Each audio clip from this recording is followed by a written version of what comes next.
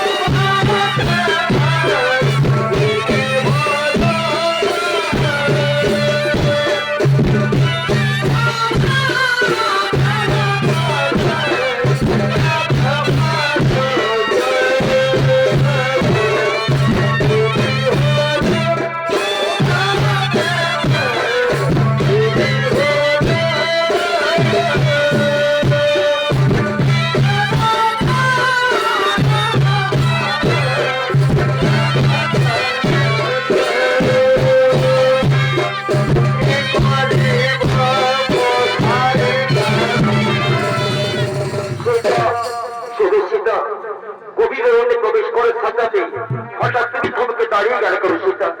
সদের চাবি আজ 10 দিন খোলা আমি প্রবাসী চাবি, তাই তো খিদের জ্বালা আমি সহ্য করতে পারছি না চাবি, তাই তো খিদের জ্বালা নিয়ে আমি যে হাঁটতে পারবো না চাবি। চলো না চাবি, ওই তো দূরে দেখা যাচ্ছে কেবল বৃক্ষ, বৃক্ষের নিচে একটু বিশ্রাম গ্রহণ করি। না সীতা না, বিশ্রাম গ্রহণের সময় নয় সীতা, আমরা যে 14টা বছর দিন যাপন করবো গভীর অরণ্যে, তাই চলো না সীতা গভীর অরণ্যে একটা সুন্দর প্রাকৃতিক মনোরম পরিবেশ খুঁজে নেব, যেখানে রয়েছে বড় বড় বৃক্ষের অবস্থা, যেখানে রয়েছে পানীয় জলের ব্যবস্থা। তাই চলো না সীতা আর একটু কষ্ট করি, আর একটু গভীর অরণ্যে আরো কিছু পথ অতিক্রম করি।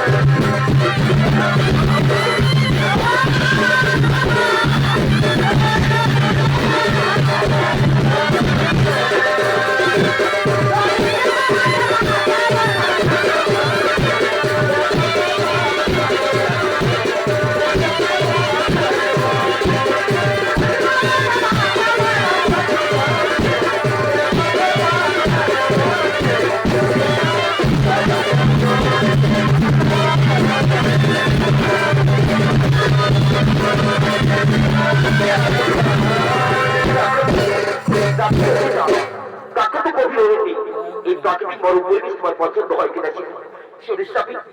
এই পরিবেশ আমার খুবই পছন্দ রয়েছে স্বামী। চৌধুরী স্বামী আপনি দাঁড়িয়ে থাকতে পারছি না স্বামী, চৌড়াই জঙ্গলের নিচে একটু বিশ্রাম গ্রহণ করি। দাঁড়াও সীতা, সাথে রয়েছে অনুজ ভাই। বলি ভাই লক্ষ্য, দেখো তো ভাই লক্ষ্য, এই পরিবেশ বসবাসে উপযুক্ত স্থান হয় কিনা ভাই লক্ষ্য। শোনো দাদা, তোমার ইচ্ছায় আমার ইচ্ছা বয় দাদা, তাই এই পরিবেশে আমরা বন্ধুকুটির তৈরি করি। চলো না দাদা, আমরা দিন যাপন শুরু করি। ঠিক আছে ভাই লক্ষ্য, চলো সীতা, এখন আমরা বিশ্রাম গ্রহণ করি।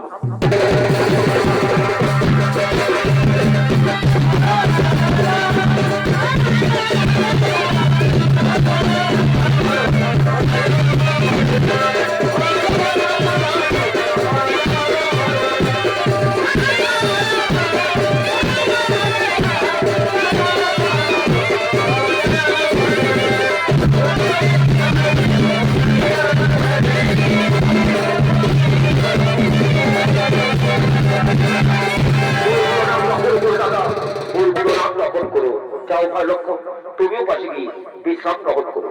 রাম লক্ষ্মণ সীতা এরা গভীর অরণ্যের মধ্যে পৌঁছে গিয়েছে। এরা পর্ণকুটির তৈরি করে দিন যাপন শুরু করেছে। আর এই গভীর অরণ্যেই বাস করত শূর্পণখা।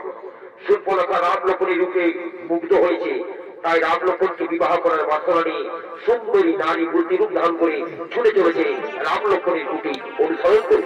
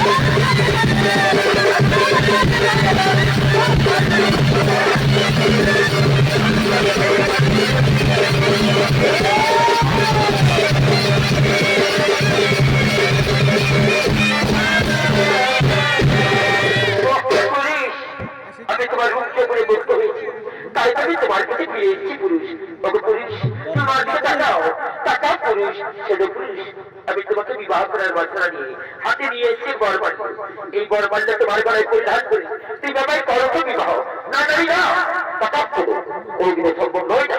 তুমি ওই দিকে তাকিয়ে দেখো না, বন্ধ কুটিরে রয়েছে আমার বিবাহিত স্ত্রী, তাই আমি তোমার বিবাহ করতে পারবো না। তোমার যদি বিবাহ করার বাসনা থাকে তাহলে তুমি চলে যাও ওই পাশে।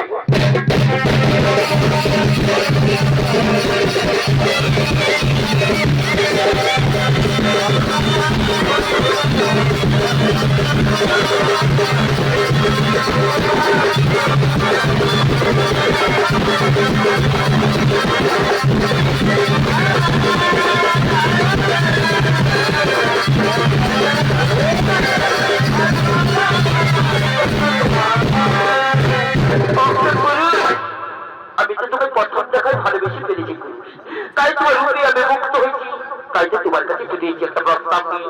শোনো পুরুষ, আমি তোমাকে বিবাহ করি, সারা জীবন তোমাকে সঙ্গী নির্ভর পেতে চাই পুরুষ।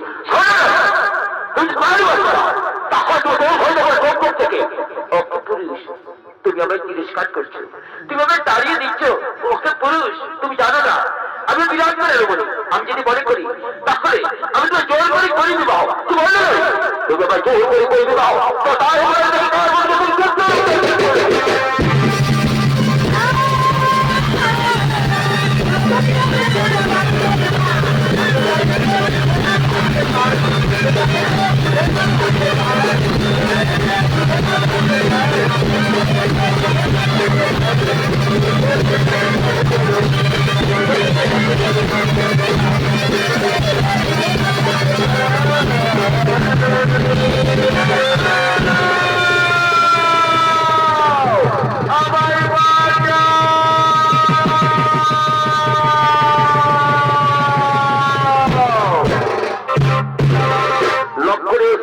সুপর্ণার নাচ খেতে হয়েছে, তাই সুপর্ণার নাচ খেতে ছুটে গেছে তার দাদাদের কাছে। আর ওদিকে রাবণের মামা মারিচ সে সুন্দর এক মায়ামৃগ অর্থাৎ সোনার হরিণ ধান করে ছুটে চলেছে রাম লক্ষ্মণের কুটি অনুসরণ করে।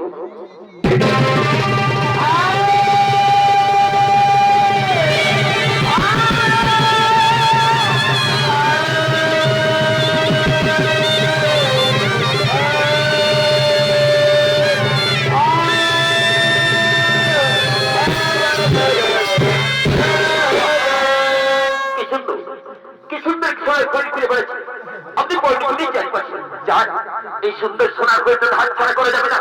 এই সুন্দর সোনার ঘড়িকে আমার পল্টুকুটির ধরে নিয়ে আসবো। কুটিরে যখন আমার স্বামীও থাকবে না, আমার দেউরও থাকবে না, তখনই সুন্দর সোনার ঘড়িকে নিয়ে আমি খেলা করবো। যাই যাই সুন্দর সোনার ঘড়িটা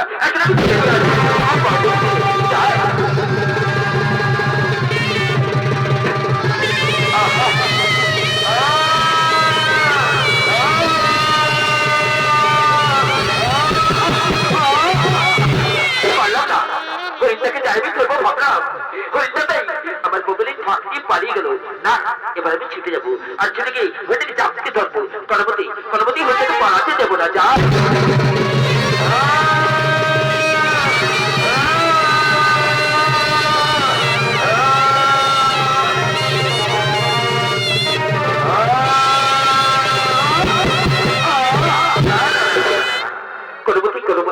ধরতে পারলাম না। না না, এই হরিণটাকে সাবধান করা যাবে না। ওই তো হরিণটা ঝুঁকির আড়ের দিকে যাচ্ছে। ও ভবানী, হরিণটা ঝুঁকির আড়ের দিকে চলে যাচ্ছে। গভীর হরিণটি চলে যাচ্ছে। না না, যাই আমার স্বামীকে গিয়ে বলি, স্বামী ওইদিকে তাকাও। ওই যে স্বামী, ওই দেখো দেখো কি সুন্দর সোনার হরিণ আমার খুঁজে চারিপাশে ঘোরাফেরা করছে। যাও না স্বামী, যাও ওই সুন্দর হরিণটা আমি ধরে দিলাম। না সীতা না, এটা সোনার হরিণ নয় সীতা। নিশ্চয় করে মারু জন্তু, ও তো নিশ্চয় করো মারু এক পশুরে চলো না। না স্বামী না, জীবনকে পরবর্তী বোঝাতে পারবে না স্বামী। সেটা আমি খুব কাছে পরিবর্তনে ধরার চেষ্টা করছি। চলুন স্বামী, আমি তোমার কাছে জীবনে কখনো ইচ্ছে চাইবো না। তুমি সেই সময় সুন্দর সোনার ঘড়িটা আমার শরীরের না পড়লে বুঝি। ঠিক আছে সীতা, তুমি যখন চাইছো তুমি তাই করো সীতা। এখন আমি তো লক্ষ্য ওই সুন্দর সোনার ঘড়ি ধরে আনার জন্য। তবে একটা কথা সীতা, যতক্ষণ না গভীর হতে দেখে ফিরে আসি ততক্ষণ পর্যন্ত তুমি ঘুটে বাইরে বার করবে না। বলি ভাই লক্ষ্য, ছোট তো ভাই লক্ষ্য, আমি চললাম গভীর হরিণ থেকে সোনার ঘড়ি ধরে আনার জন্য। তাই তুমি আমার বুকের দ্বার আবদ্ধ করে রাখবে। ঠিক আছে দাদা, আমি তোমার কথা উপयोग করি গরিব পারো। চললাম আমি সোনার ঘড়ি ধরাতে।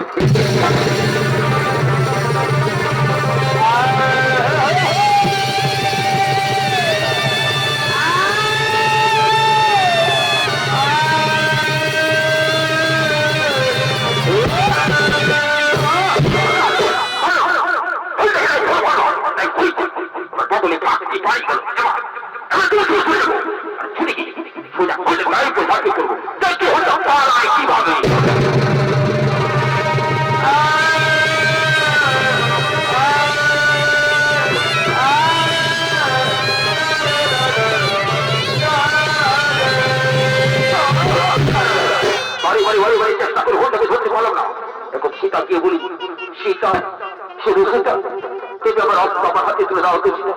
এই নাও, এই নাও স্বামী, আমি তো তোমার রক্ত তোমার হাতে তুলে দিলাম। কিন্তু একটা কথা স্বামী, হরিণটা যদি জীবিত অবস্থায় নিয়ে আছে আমার পল্লকুটি। ঠিক আছে সীতা, আর হরিণটা গিয়ে এমন একটা বার মারবো যে বাড়ির গাই ওইটা সরাসরি বধির হয়ে যাবে। অর্থে তার প্রাণ নাশ হবে না। চললাম আমি বধির হয়েছি।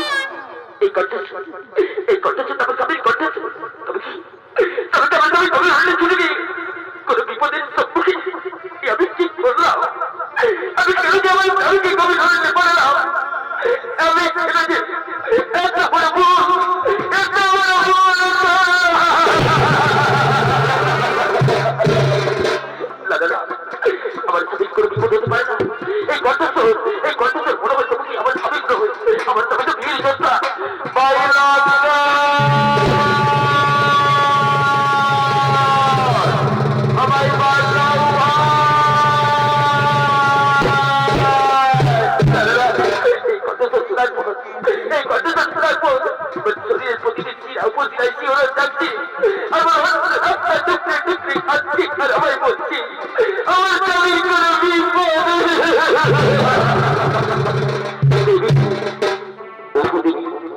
তুমি শব্দ দেবী, তুমি বৃথা বৃথা কাঁদছো দেবী। এই কণ্ঠস্বর আমি শুনতে পেয়েছি দেবী, তুমি জানো দেবী এই কণ্ঠস্বর আমার দাদার কণ্ঠস্বর নয়। যদি আমার দাদার কণ্ঠস্বর হতো দেবী, আমি তোমার আদেশের অপেক্ষায় থাকতাম না দেবী, আমি শোনা মধ্যে বললাম দেবী বলতে। কিন্তু জানো দেবী এই কণ্ঠস্বর নিশ্চয় করে ভাবে এক খুশিতে কণ্ঠস্বর না ভাই লক্ষ্য না না ভাই না, কিন্তু ওই কথা বলে আমি আশা করি না ভাই লক্ষ্য। এই কণ্ঠস্বর তোমার দাদার কণ্ঠস্বর না দেবী, না না না, এই কণ্ঠস্বর আমার দাদার কণ্ঠস্বর নয় দেবী না ভাই লক্ষ্য না। তুমি যদি অভিনেতা করে দাঁড়িয়ে রাখবে তুই শুনে যাও তোমার দাদার উত্তর চাইবে না দেবী না, তা কি করে সম্ভব? আমি যে দাদার কথা দিচ্ছি তোমাদের তোর পুরে তার অবস্থা করে রাখবো বা ভাই লক্ষ্য। এই না করো সত্যের ভাই, এই ভাই ভাই ধরতে ভাই লক্ষ্য লক্ষ্য বলে চিৎকার করছে। আর এক ভাই তার দাদার সুস্থ স্ত্রীকে যদি একা ফ্রি তার সুস্থ শরীর তাকে দাঁড়িয়ে দাঁড়িয়ে বন্ধ করে দাঁড়া যায় তোমার শুরু হয়েছে।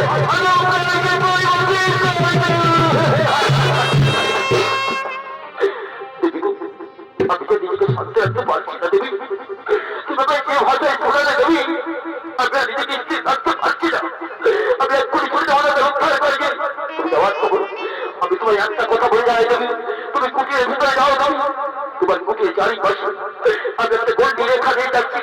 যতক্ষণ না দু ভাই বোঝা এক হয়ে কুটে ফিরে আসছি ততক্ষণ পর্যন্ত তুমি কুটির বাইরে বাস করে না দেবী। তাই তো তোমার কুটির চারিপাশে আমি একটা গন্ডি রেখা দিয়ে গেলাম। জয় শ্রীরামচন্দ্রের জয়, জয় শ্রীরামচন্দ্রের জয়, জয় শ্রীরামচন্দ্রের জয়। আমি আসছি দাদা, দাদা আমি আসছি, দাদা তুমি কোথায়?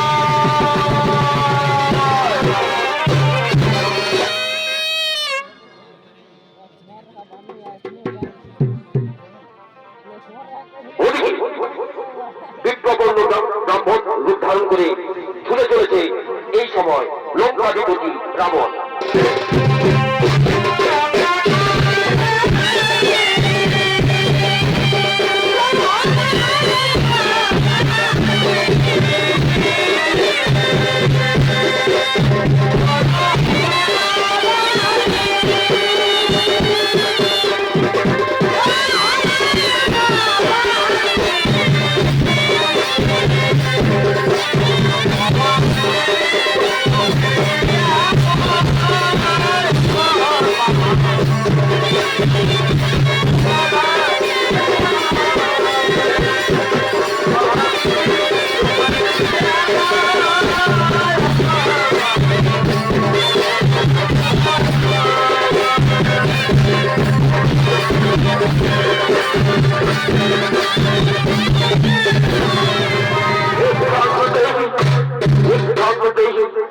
কুটিরে আছো, কুটিরে রয়েছ, কুটিরে আমি রয়েছি বিপ্রবন্ধ মুনিব, বলো বিপ্রবন্ধ মুনিব।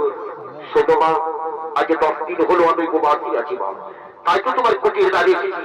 তোমার কুটির থেকে আমি কিছু ভিক্ষা গ্রহণ করবো এবং তার সেবন করে আমার পেটের ক্ষুধা নিবারণ করতে চাই না বিপ্রবন্ধ মুনিব। এত বড় সমস্যা ফেললে বিপ্রবন্ধ মুনিব, কুটিরে কয়েকটা ফলমূল ছাড়া তোমাকে দেওয়ার মতো কিচ্ছু নেই বিপ্রবন্ধ মুনিব। ঠিক আছে মা, তোমার কুটিরে যে সামান্য ফলমূল রয়েছে তাই তুমি ভিক্ষা স্বরূপ দান করো মা। ঠিক আছে মুনিব, তাহলে আমি এক্ষুনি আমার কুটিরের সামান্য ভিক্ষা তোমায় দান করছি।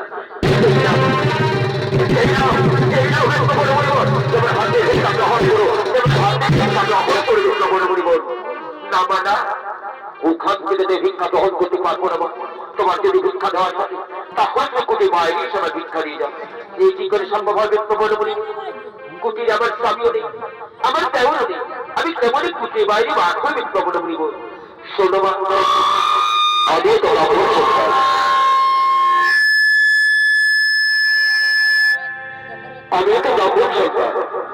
তাই আমাদের ধর্মে একটা নিয়ম আছে মা, যখন কুটির কোনো মেয়ের একা থাকে সেই কুটির প্রবেশ করা নিষেধ, এই কথা আমাদের শাস্ত্রে বলেছে। তাই আমি বলবো কাজ করি মা, আমি বলবো রিক্ত হস্তে ক্ষুধার্ত অবস্থায় তোমার কুটির দ্বার থেকে আমি চলেই যাচ্ছি। তুমি ফিরে এসো, এসে প্রবল উড়িব। এই নাও, এই নামের প্রবল উড়িব। আমার হাতে ভিক্ষা তুমি গ্রহণ করো। আমি কুটে বাইরে বেরিয়েছে প্রবল উড়িব। আমি কুটে বাইরে বেরিয়েছে প্রবল উড়িব। এই নাও, এই নামের প্রবল উড়িব। আমার হাতে ভিক্ষা গ্রহণ করো। এই নাও, এই নামের প্রবল উড়িব। এই নাও, এই নাও আমার হাতে ভিক্ষা।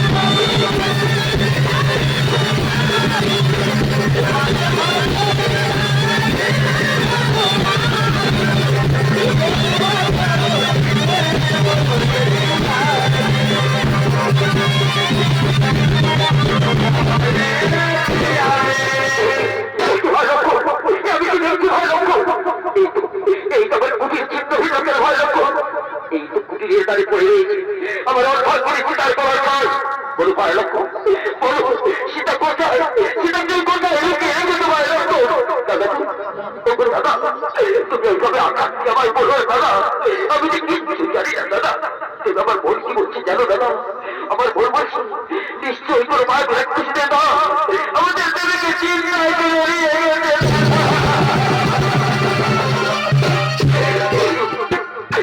ভয় লক্ষণ। তাই তাহলে আমি কেবলই কেবলই ভয় লক্ষণ ভয় লক্ষণ। আমি পরিত্যাগ করে অভিভাবকের উদ্দেশ্যে যাত্রা করছিলাম, তখন আমার পিতা আমার পিছু পেতে বলেছিল, পুত্ররা তুমি তো চললে পুত্র 14 বছরের জন্য কোনো জরুরি, সাথে তো নিয়ে চলেছে তোমার অর্ধাঙ্গিনীকে, সাথে নিয়েছে তোমার অনুজ ভাইকে, তাদেরকে নিয়ে তুমি কবে ফিরে আসবে পুত্র? তখন আমি গুটি গুটি পায়ে গিয়ে পিতার চরণে পিতাকে প্রণাম জানিয়ে পিতাকে আমি কথা দিয়েছিলাম ভাই, আর বলেছিলাম পিতাকে ফিরে আসবো পিতা, তবে পিতা যেদিন আমার বরাবর জীবন পূর্ণ হবে সেদিন আমি ফিরে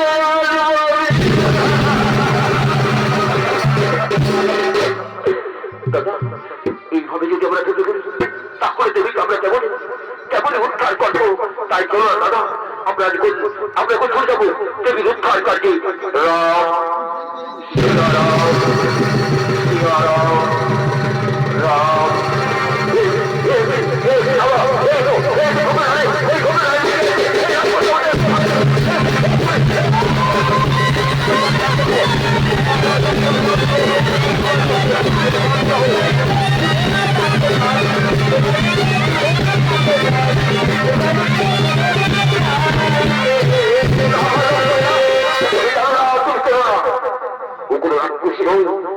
আমাদের পিতার পরম বন্ধু জটাহু রাজপক্ষী, এই কি কথা আমায় শোনান দাদা?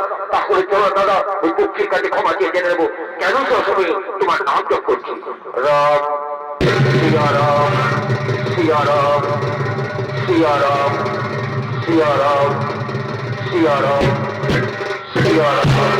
আমাদের ক্ষমা করো পক্ষী, না জেনে তোমাকে মারার জন্য প্রস্তুত হয়েছিল, আমাদের ক্ষমা করো। শোনো রাম লক্ষ্মণ, তোমরা হলে আমার বন্ধুর ছেলে, তোমাদের দেবী সীতাকে লঙ্কাধিপতি রাবণ ছিনতাই করে নিয়ে গেছে। সীতা দেবীকে যখন ছিনতাই করে নিয়ে যাচ্ছিল তখন সীতা দেবী বাঁচাও বাঁচাও বলে চিৎকার করছিল। আমি তখন রাবণকে বাধা দেওয়ার জন্য ছুটে গেছিলাম। রাবণ তো তার হাতে ঢাল অস্ত্র দিয়ে আমার সারা শরীর খান খান করে দিয়েছে। তাই আজ আমার এই কঠিন পরিস্থিতি। যাও রাম লক্ষ্মণ, হিরণ্যের পশুপক্ষীদের সাথে মিত্রতা বানিয়ে তোমরা ছুটে যাও রাম সীতাকে উদ্ধার করতে।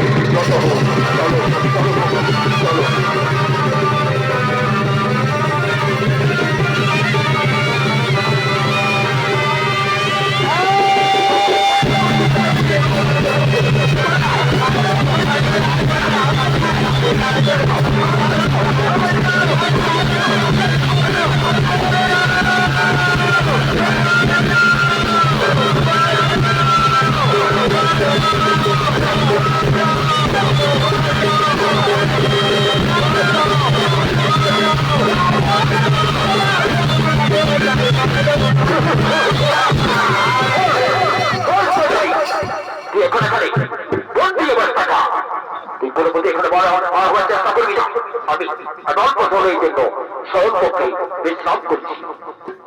বাবু এখন সর্বকে বিশ্রাম করছে আর সীতা দেবী বন্দি জীবন কাটছে।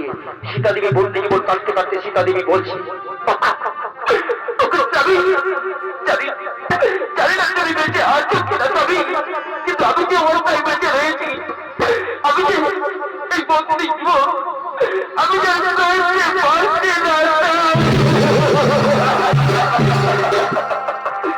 সাথী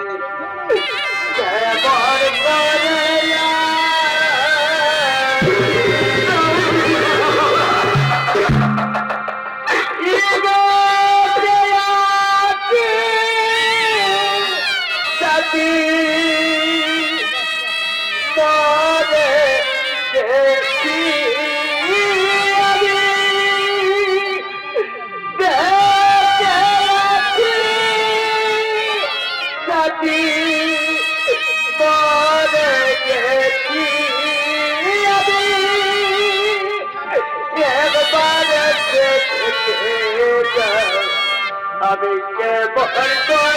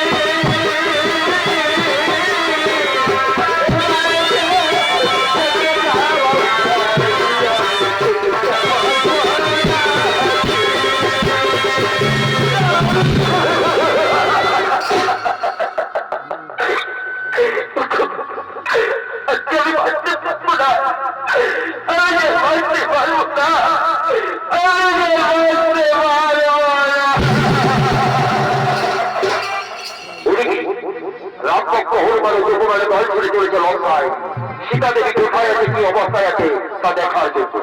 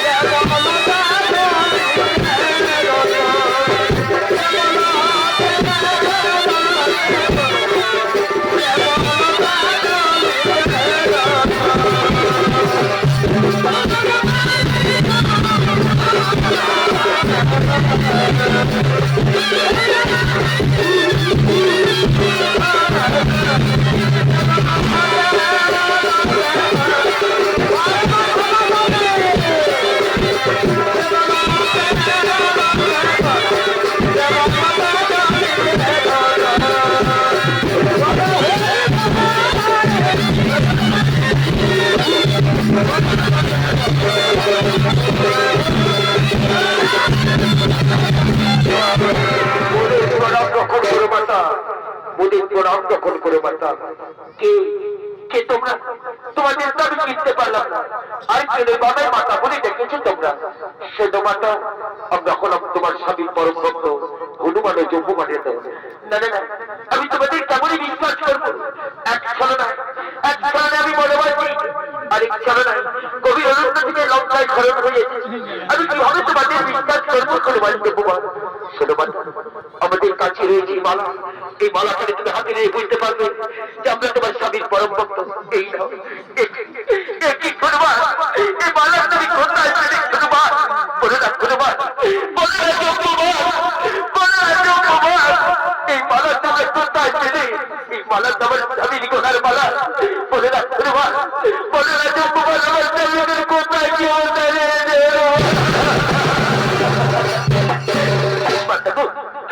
আমাদের প্রভুর এখন ভালো আছে মাতা, আমাদের প্রভুরা ভালো আছে। যাও না হনুমান, যাও না জম্মুমান, তোমাদের প্রভুদেরকে নিয়ে এসে আমার এই বন্দি জীবন মুক্ত করে তোমাদের প্রভুরা নিয়ে যাও। তাদের যে বন্ধ করে যাও হনুমান, যাও জম্মুমান, তোমরা চলে যাও তোমাদের প্রভুদের কাছে।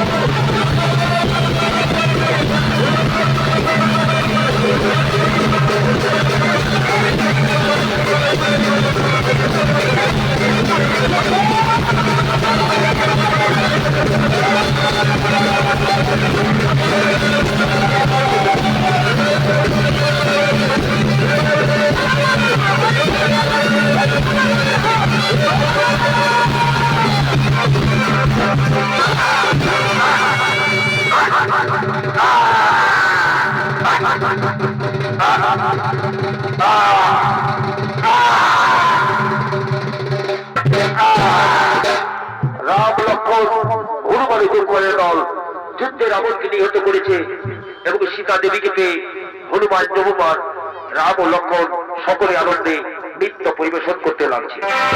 জয় জয় রাঘবতী।